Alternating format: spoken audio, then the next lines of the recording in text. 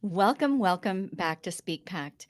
Today, I am bringing you a guest who has proven the process. She's taken her expertise, her passions, and her lifestyle basically to the stages, and she's going to share that journey with you. Welcome to the stage, Joyce Martyr. Thank you so much, Antoniette. I'm very excited and honored to be with you today. Well, we met back, I think, in September, and I was just so impressed by your journey that I wanted to bring you to the Speak Pact audience. How did you become known as America's workplace therapist? Well, I'm a licensed clinical professional counselor. So I've been a licensed psychotherapist for over 25 years. And earlier on in my career, I worked for an employee assistance program. And this is where I began my public speaking career. And I would go to client companies and give presentations about mental health awareness in the workplace, mindfulness, communication, and conflict resolution, and worked with companies across industry. And after I grew and built and sold a national outpatient mental health company, I realized I love speaking. And so came back to that and work with organizations across industry. I speak for national and global companies, federal agencies, unions, universities, you name it. Well, now that you're successful, it all sounds like what a nice flow. But when you went from working in corporate and then owning your own company, selling it, and you're contemplating, well, maybe I'll do the speaking thing full time. Like, how did you know the math was going to math, right? And that you were really going to be able to attain that speaker life? You had had some traction, but now it was a whole new ball game. So tell me a little bit about what was going through your head and your planning scribbles right around that time. Absolutely. I was just speaking with a friend who's in that similar transition right now. And I know many people who are interested in professional speaking or are professional speakers have had an established career because they have an area of expertise that they want to share with others. And so I knew when I was running my company that I fell in love with speaking. I enjoyed giving continuing education trainings and the occasional keynote. And so while I was working to exit my company, I was building up my speaking business. So putting together my one sheet, my demo reel, making networking connections, joining the National Speakers Association, etc.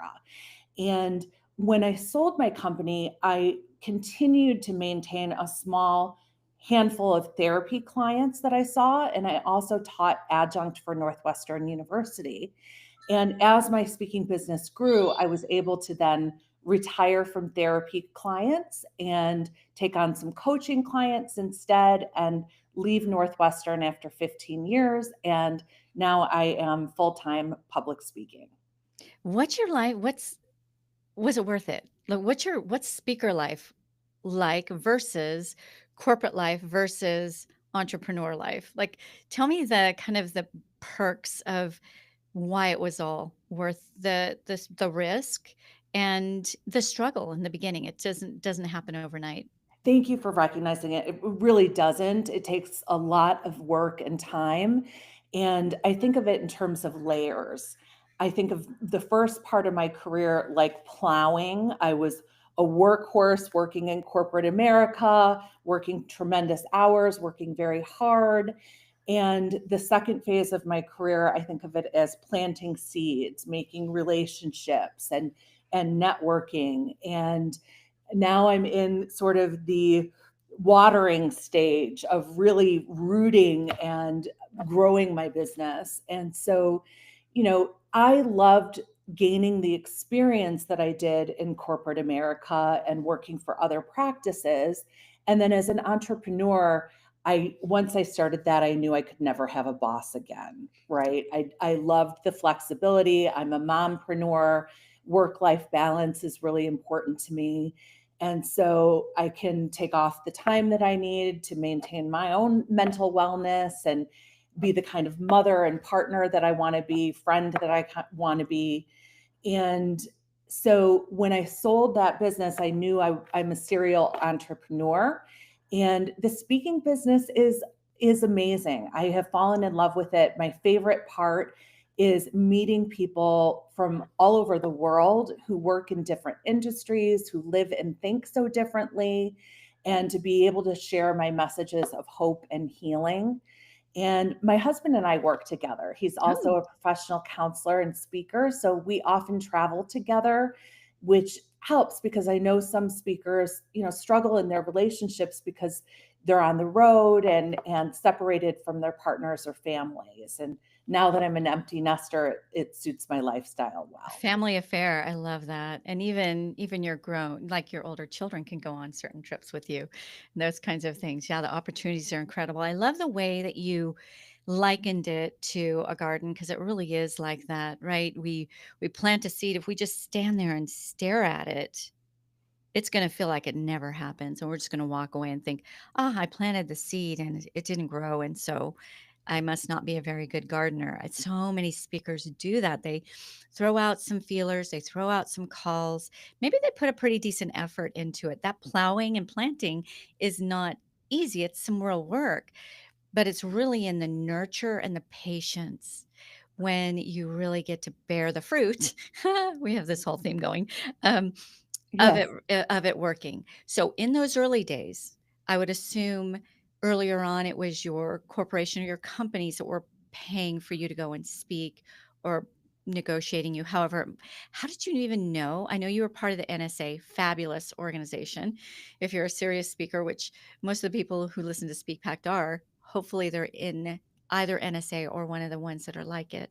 But how did you get the courage, number one, and get the know-how on how to present yourself and price yourself as a speaker, corporate trainer, keynoter? That's a great question. And early on, I sought mentors. So I reached out to other counselors and authors like myself who I knew keynote spoke and also did corporate training. And I asked them what their rates were and if they wouldn't mind sharing with me their proposals or how they structure a deal. And so that's how I started out. And then I started attending NSA Illinois when I was living in Chicago as a non member. And then I joined that chapter, and the local chapters offer a boot camp or academy, as does the national organization, to help speakers learn the business of speaking. And so once I started attending the national conferences, you're given a digital vault and access to so many materials that will teach you everything from marketing and branding to negotiating to pricing. And of course, I've made 1,000 mistakes and learned in the process. And with the marketing, we all throw darts everywhere until something sticks. And I had a couple great things happen. I had the American Counseling Association, for example, invited me to keynote. Was it pro bono? Yes. Was I in front of presidents of state branches who also had their own conferences? Yes. And I was Yes. hired by 6 of them Woo! for their state conferences. And a similar thing happened with the American Bankers Association and their state branches. So, you know, you can hit the jackpot sometimes and you've just got to remain hopeful. And I think having a circle of speaker friends who understand the industry and that it is hard and it is a bit smoke and mirrors where it looks really sexy on the outside, but we're all sweating and working hard on the inside at home to make it all come together. Let's talk a little bit deeper on that. You brought up a really great point. 2, actually. Number 1, no talk is free. Every talk has payment, right, of some kind if you're doing it right. Pardon me. There are ways to go and just kind of give away your voice. But if you've really identified who your target market is, what your voice is, what your value proposition is, and who the right fit faces are for you to get in front of, you made some pivotal, key, wise choices that sadly many speakers will turn away. Many of my own speakers, as a speaker agent, will sometimes turn away. I'm just like, oh. that guts me because I know it was the right audience for them, but because they might have to pay for travel for that particular organization, you've really got to look at the opportunity cost if you don't take that opportunity. And it only this is the other point. It only takes a 1 to 3 staple organizations that really latch onto you as you're in those early days when you're building out your career, where from there you can grow and build and get introduced and get recognized. But they pay the bills in Correct. the meanwhile. So had you not, I'm sure, gone to your own expense, given up your own time to give away your hard-earned IP for no kind of host check, you were wise enough to see that there were a lot of other checks involved done right. So thank you for bringing that up because it's really key. If you're starting out as a speaker, some organizations and even some mentors that you sign up with is, they'll push the narrative that's a correct narrative, but used in the wrong context, that people value what they pay for. Yes, they do value what they pay for, but don't you test drive first usually? Like if you're gonna go buy an expensive car, most of the time you're gonna test drive it, you're gonna do your research on what other cars are out there. Well, organizers are no different. They wanna know you're a sure bet, and they also wanna know what your value proposition is, right? There might be many others who speak on mindset and the kinds of things that you speak on. What makes Joyce Martyr stand apart? What is she going to bring to our organization? Sometimes that's giving them a little sneak peek, and there's nothing wrong with that if you go in knowing that that's the right audience for you to get in front of. Absolutely. You better believe I had my one sheets in my hand and coffees and lunches set up with, the attendees. And I really use that as a networking opportunity. So I learned in those early stages that a polite way, if somebody approached me for a pro bono opportunity, once I was looking for more paid opportunities, I started asking, is there an honorarium available? Or negotiating simple things. Might you give me a video testimonial or a written testimonial that I can use in my marketing materials? Or perhaps there's an opportunity to have the presentation videoed, and then that can be part of my demo reel that I send to prospective clients. So it's all about building. And as my business has grown, I have, thankfully been able to move away from so many pro bono or low paid gigs, and am working more toward my fee integrity in terms of having consistency in my pricing. And one of the ways that I've grown my business is by inviting my partner, Jason, my husband, to work with me. And now for the gigs that I'm unable to take or are a little below my usual and customary rate, I promote Jason, and he's been hired most of the time and has done a wonderful job. So we're able to service most clients at two different price points, and that served the business well. Oh, I love that. And you know what? Being part of organizations like NSA and some of the other local organizations, even if you don't have a partner who happens, you guys have a beautiful setup. I just love it. Um, but let's say you don't have a partner, business partner or life partner who is a speaker who you can do that with. You could certainly do that with some of the other speakers that you network with and talk about law of reciprocity. Number one, you have served the organizer, you've solved a problem for them. They need a vetted speaker for their budget amount, right? You have risen above that budget amount. So income integrity is important. You earned it. Thank You you. proved your process. Um, and obviously, that speaker is going to not forget that you gave them that opportunity, and something will come along down the pike, and they'll remember you and do the same. It's just a beautiful symphony. I always say, there are no competitors. There are only comrades. It's just all about the mindset and the attitude. I completely agree. It's an abundant mindset that we're all helpers and there's more than enough work for all of us. And when we're generous and we share referrals and resources and connections, that comes back to us. Maybe not directly from that same person always, but I do believe the universe balances it out. And it feels good to help other people as well. I had a call yesterday with a new client, and they were hiring me for the opening keynote. And I noticed they're in Wisconsin, and I asked them if they had booked their closing keynote, and they hadn't. So I was able to recommend a friend that's in my speaker mastermind that lives in that location. And so that made me happy. It made her happy. And that's how we can grow and support each other together. Ah, so good. Okay, shifting gears just a little bit. When did financial mindset fix come into the picture, your book? And how has that what kind of difference has that made to your speaking career? It's made a big difference, and it was a long process, if I'm very honest with you, very humbling process. I was quoted in the Wall Street Journal in a cover article, and a publisher reached out to me expressing interest in me writing a book. And because of that, I was able to land a great agent in New York City. And subsequently, we put together a book proposal, and it was rejected by that publisher and many others. And so, my dream of writing a book, I kind of lost the wind in my sails. And after I sold my business, I came back to that and came back to my agent and said, this is something I really want to do. And I had been giving a talk called The Psychology of Success that had become very, very popular.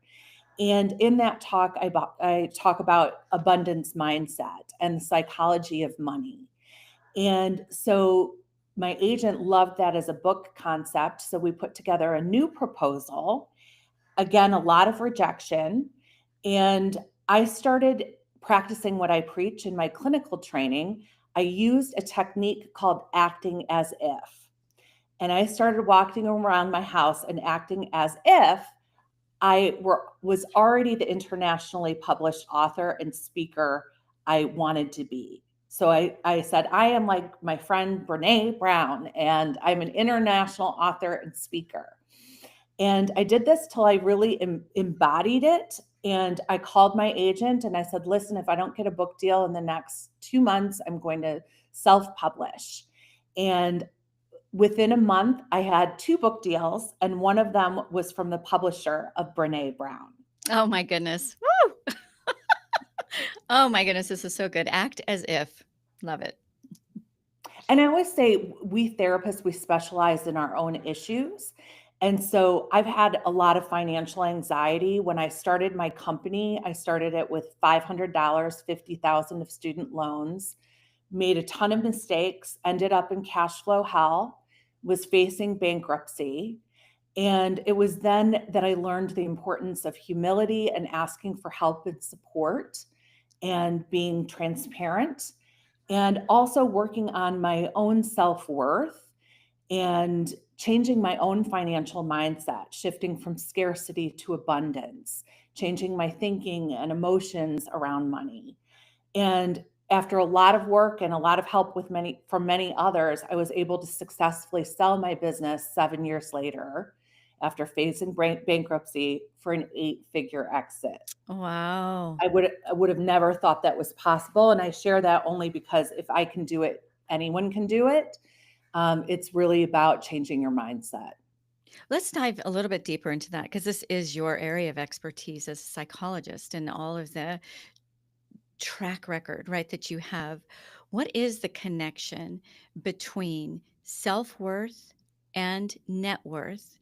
And why would that be important to a speaker? Because we're a speaker, we have confidence, right? We're going to get up there.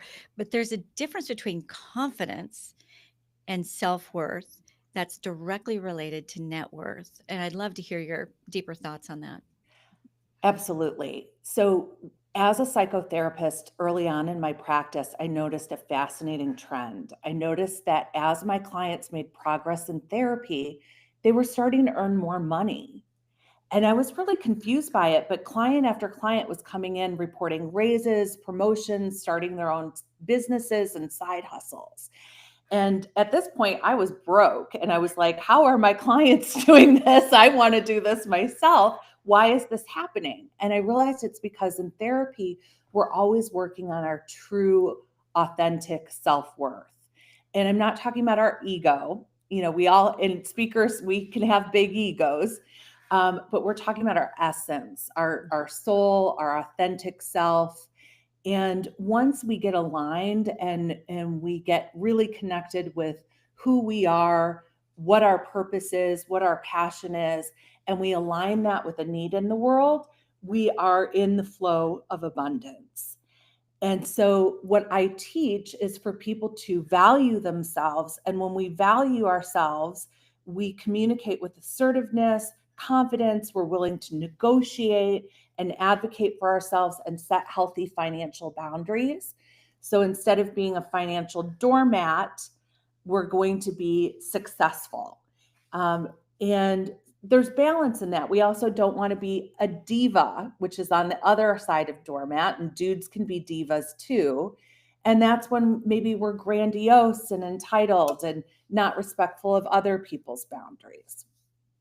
Oh gosh. Okay. I just have to interject a really funny story really quick. So I think you know, Joyce, that before I was a speaker agent, I was a producer of very large scale events. And one of my speakers that I hired to come up on my stage um, was a male diva to the T. Like, it was hard to even get him there and all the things and all the special things we had to do for him. But once he got there, his little assistant, oh, this was just heartbreaking. She was a little ball of nerves, this tiny blonde gal. And she was, we always had a refreshment room, obviously, for the speakers. She was like in a full scale panic because we didn't have the specific French vanilla creamer that he Mhm. likes. Like, first of all, if he would let me know, we would have had it there, right? But nobody mentioned the French vanilla, and I don't know, it's like Irish cream, whatever, creamer that he wanted. And she was literally like running around panicking. So I said, just it's okay. Well, we're gonna get you some of that creamer. And I sent somebody to go get the creamer and brought it back. But I actually had a talk with him afterwards. And I honestly, I never brought him back because she did not need to have that level of stress Poor over a thing. flippin' Yeah. creamer. And if he was that way with the creamer, like what's he going to be about with everything else? Like, what sets a human apart where they feel like they've arrived to the place where they could do that? It's just never going to be something. There's never be somebody I'll work with. No, and that's a more narcissistic profile of, having grandiosity and not having compassion and empathy and self-awareness and humility. And so we're all works in progress. And so we have to manage those aspects of ego. I love the work of Eckhart Tolle, and he says whenever we feel either superior or inferior to others, that's the ego in us. Mm. So it's really about finding that balance where we have healthy confidence. We know we're not perfect. We have our own growth edges, as we all do. We're all works in progress, and we continue to access support and evolve. And with regard to the speaker pricing, you had asked about that, and I'd love to share a story with you. Yes, The please. first time I was hired for an out of state keynote, I called my buddy Ross, who was someone I admire and author and speaker, and I asked him what his fee was. And he told me, and it was much higher than I would have ever been comfortable saying. But I borrowed Ross's self esteem and I told that fee to the client company, and they said, no problem. Where should we send your check? And so I called Ross back and I was like, oh my gosh, I can't believe I'm getting that amount for a 45-minute keynote. And he said, 45-minute keynote, I gave you my full day Oh, rate. no. Oh my goodness, that's great. I love So that that. sometimes the most we get is what we ask for. And so we have to feel confident enough. That's where the self worth comes in, to know that we're bringing value. And we need to be able to voice that and finesse it and deliver that performance or those deliverables to the audiences so that people want us back. Well, exactly. The higher you charge, the higher you better deliver. Because everybody wants to feel like they got more than what they paid for. And that's what you do. Be kind, make yourself easy to the organizer, don't be a pain in the bottom, right? Help them stack the chairs if they need to help whatever you need to do to make their life easier, they will remember that and you will be referred and they'll happily pay you that and even more as time goes on. Let's dive a little bit further because I think this is so important and this is where speakers really cut their careers short, I think, or never really attain those levels where that they can. It's not about charging your most. It's really about the whole psychology of money. How can speakers leverage healthy ego? I don't know if you even call it healthy ego. I think so. I mean, ego is Yes, ego. If you're self-deprecating all the time, that's a not healthy ego, but it is an ego.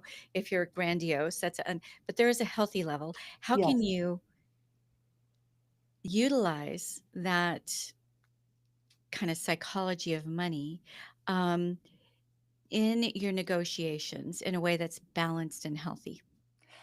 Well, I think the importance of receiving feedback from others. So, as I've had coaches or and mentors or colleagues who are professional speakers, they've shared with me what they think my price range should be. And usually it's higher than what I've been charging.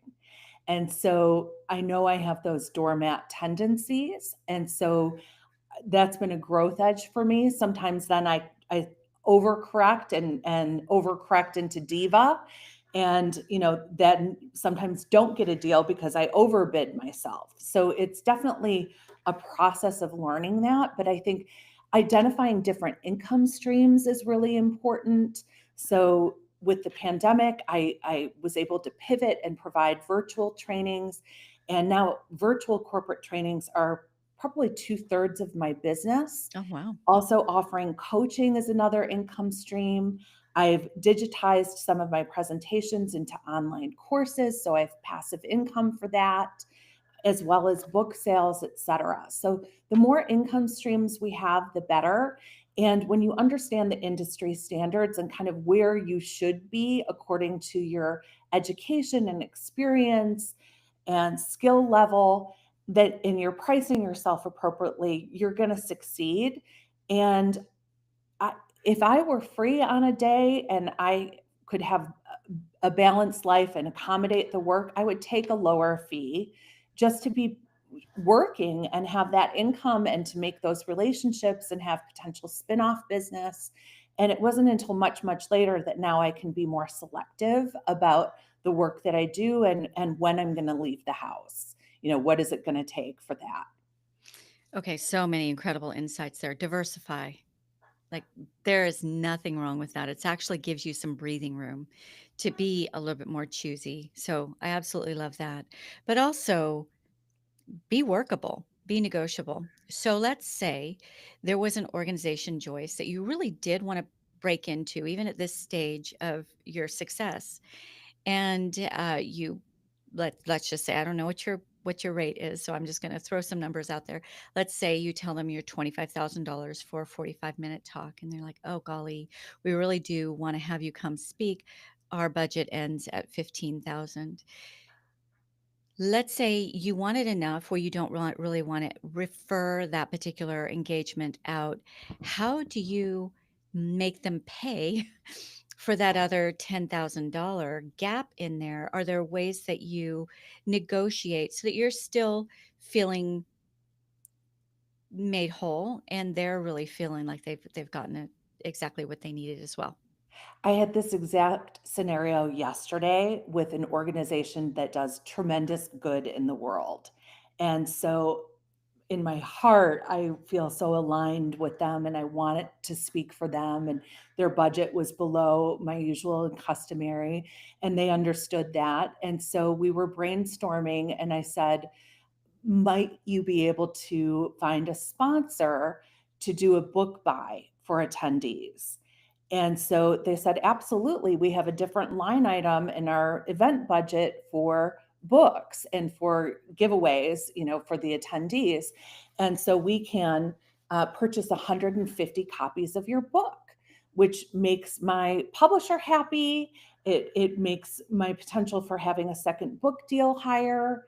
And I also talk to people right away about the fact that I like having long lasting relationships with my client companies. So if they bring me in on the stage for an annual event, I'd love to be hired for follow up webinars. And so I plant that seed that, if things go great and they find value in my presentation, that maybe we could look at a package of webinars throughout the year. And that might be for all staff or for leadership. And I do provide price breaks when there are multiple engagements that are booked at the same time or there's a book deal.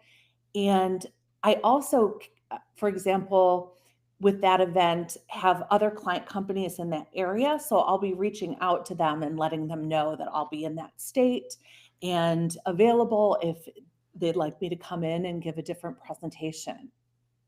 Okay. I love the get a sponsor one. And even if you don't happen to have a book, there's a lot of power behind getting sponsors. Another quick story.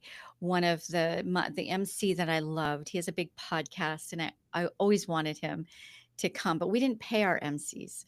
Um, it was exposure. We gave them a ton of exposure. But to pay his way there, he found himself a sponsor. And you can do that as a speaker as well. It happened to be Sovereign Silver, this health product.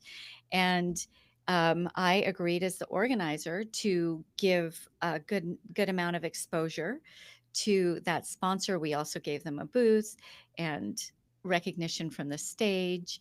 And as the MC spoke, every now and then he got to have a little bottle of Sovereign Silver right there, right there on the podium with him. But that's an overlooked tool in a speaker's toolkit where, okay, there's this organization that you want to go speak to. Maybe it's out of country, speak at, and maybe they have no budget or it's just a privilege to get on their stage, whatever it might be. Find yourself a sponsor. They're out there. There are organizations looking for people who will, in a warm way, promote their product. And there was no like overt promotion, definitely not from the stage, of this particular product. It was just the fact that now this known and loved MC was kind of backing it. And then of course he would go to the vendor booth and meet and greet people. So there's a lot of power in that.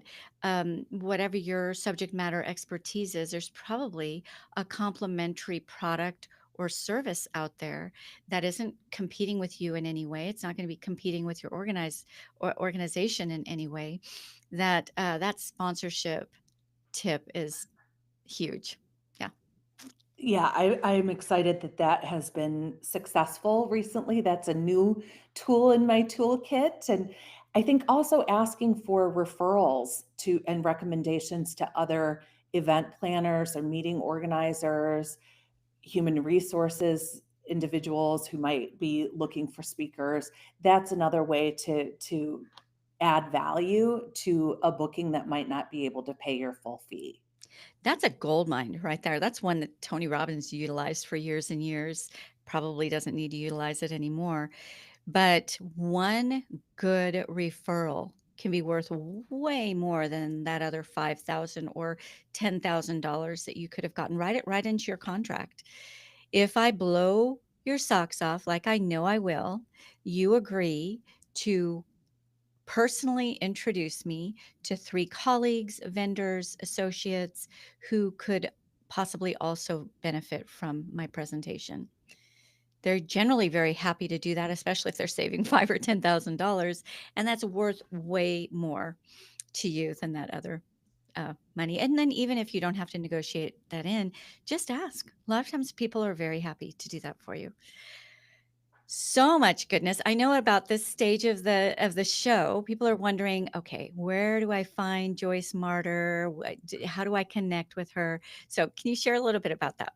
Absolutely. My website is joycemarter.com. It's JoyceMarter.com. And I'm on all the social medias, but I would love to connect on LinkedIn specifically. I love LinkedIn. That's my playground. Yes. It's a newfound love since the pandemic. I always had a profile there forever, but I never really hung out there. And then, when your way to connect professionally kind of dwindled down, um, I took a second look at LinkedIn. I'm going like, where have you been? This is just amazing. Yeah, It's a really. great platform for speakers. Have you ever received an engagement just direct from somebody finding you on LinkedIn? Yes, absolutely.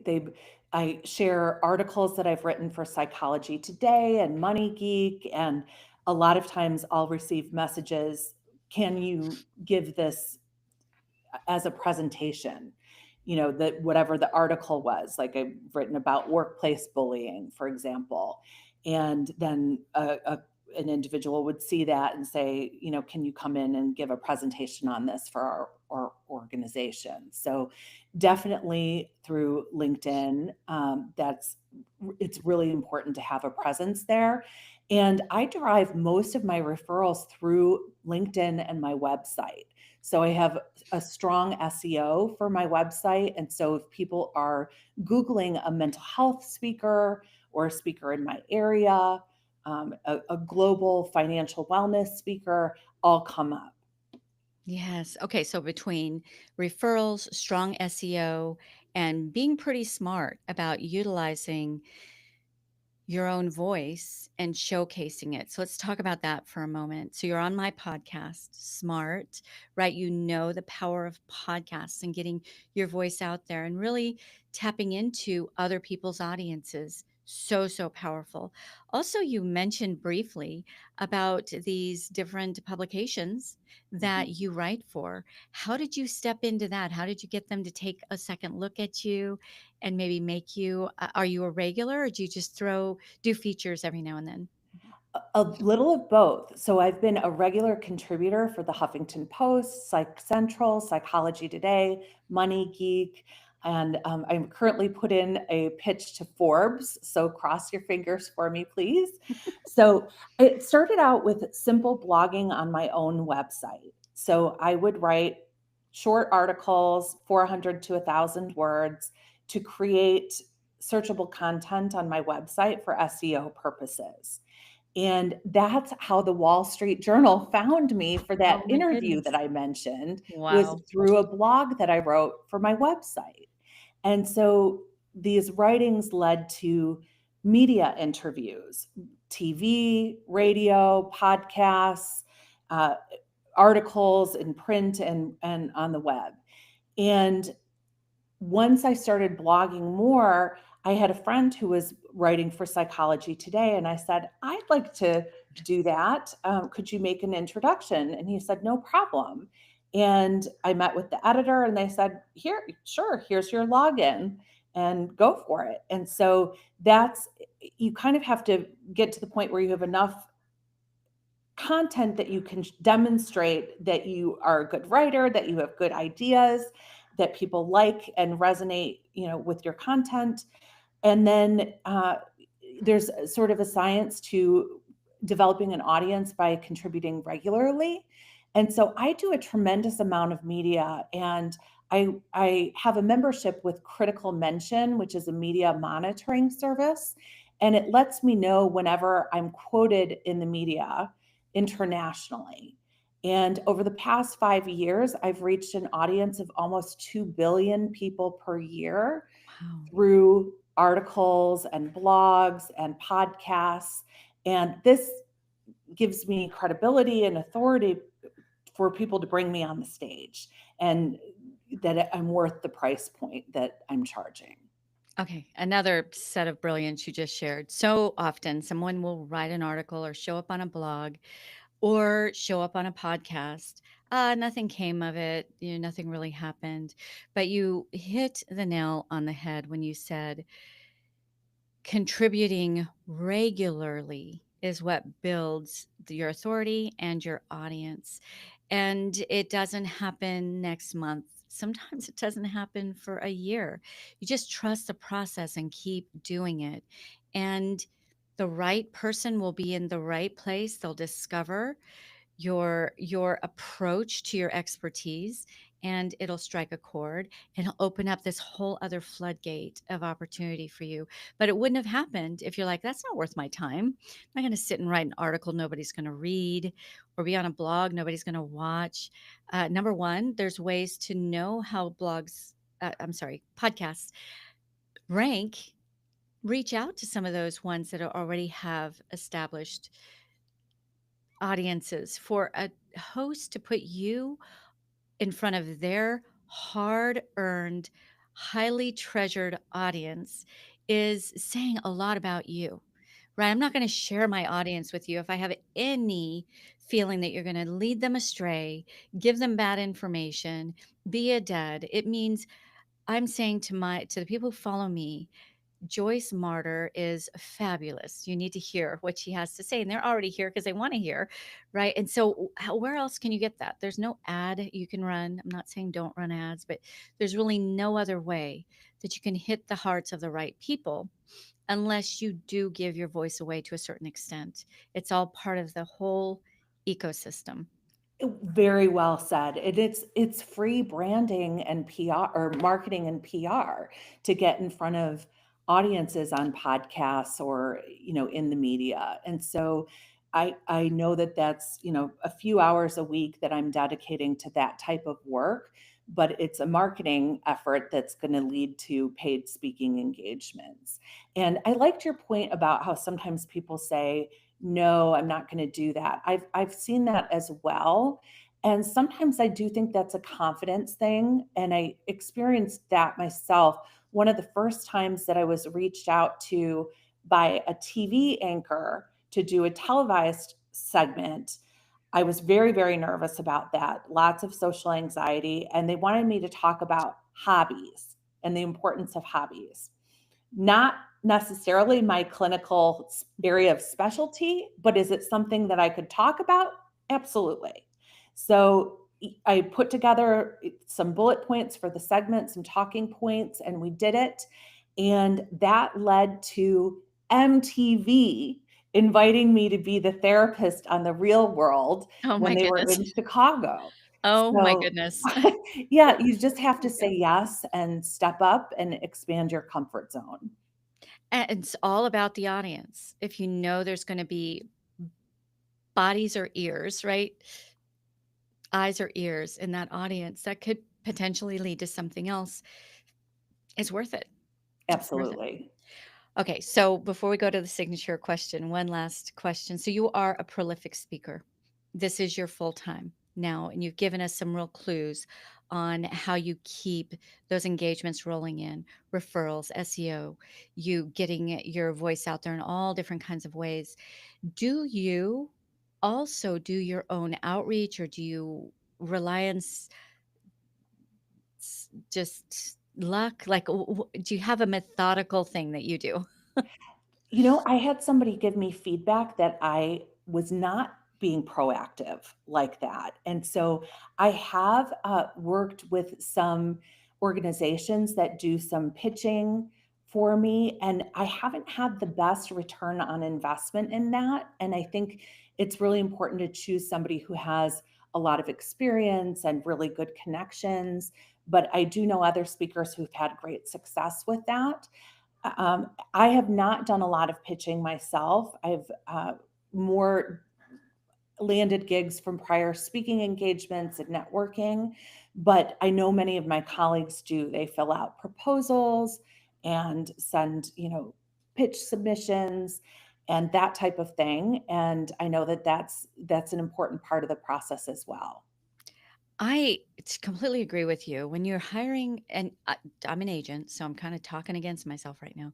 But when you hire somebody else to pitch on your behalf, it's never going to be as solid as if you're the one, right? That they either come to or you reach out to them. I am proud to say that we have shifted our model to make sure that you're the face and you're the relationship that's being built versus the agent and agency. Big It's a nuance, but it makes a big difference in the number of engagements and the value of the engagements that you get, the monetary value of engagements that you get. I think that if anything can be said, whichever of these roads that you take, consistency is king. If you would have just thrown out a few articles out there, maybe did SEO right when you built your website years ago, it's really the power is in the consistency, whether you do have a pitching process or hire a company to help you with that pitching process, or if you decide you're going to write 3 hours a day to get your voice out there in different ways. As long as r- you believe in your own process and you're consistent at it, it is going to pay high dividends. That's very wise, Antonia. And I love your business model because you offer your industry knowledge and expertise and all the supports and framework, but allow for that authentic connection between the speaker and the client. And I think that's a wonderful model. I'm glad that that's been so successful for you and your clients. Thank you. Key. There's you always kind of circle them out and trying to figure out that perfect formula, but we have found that that is really the key. The relationship should be yours as the speaker. You're the one that's coming with the IP. You're the one that's going to be influencing the audience, or just not needs not to be a veil between you and that relationship. Okay, Joyce, our signature question as we're closing. You've given us so much to work with here, but if there was only one thing that an emerging speaker who really wants to take their career to the next level, if there is this thing that they could do every single day to move the dial, to move them past maybe uh, a plateau that they're on, what as the mindset brilliant woman that you are, what is that thing that you would encourage everybody to do? So it's a few step process. Number one, embrace your worth. Number two, this is the miracle question, which is a therapeutic technique.